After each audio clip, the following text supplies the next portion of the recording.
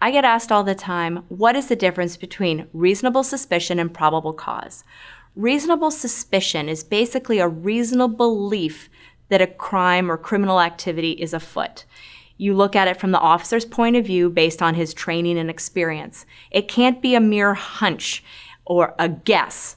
He has to be able to point to some particular facts or circumstances which lead him to believe there's a crime occurring. If he has reasonable suspicion, for example, he can stop your car.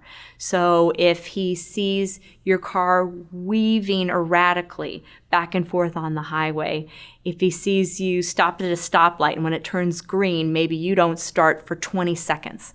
These are things that might lead him to believe that you are under the influence of alcohol. He's going to take into account that it's 2 a.m. on a Saturday night as well. That would be reasonable suspicion if he can point to specific facts and circumstances. Now, probable cause is something more.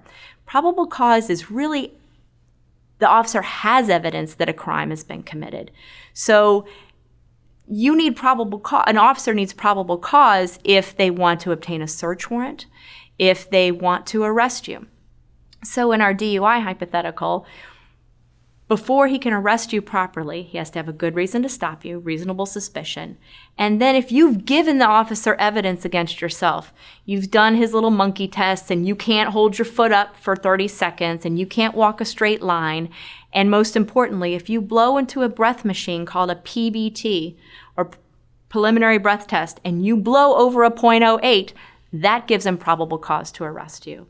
Now the case moves forward. So that's the real difference between reasonable suspicion. Reasonable suspicion has to be more than a hunch, but it doesn't have to be full-blown probable cause. It just, a reasonable probability exists that a crime is or is about to happen.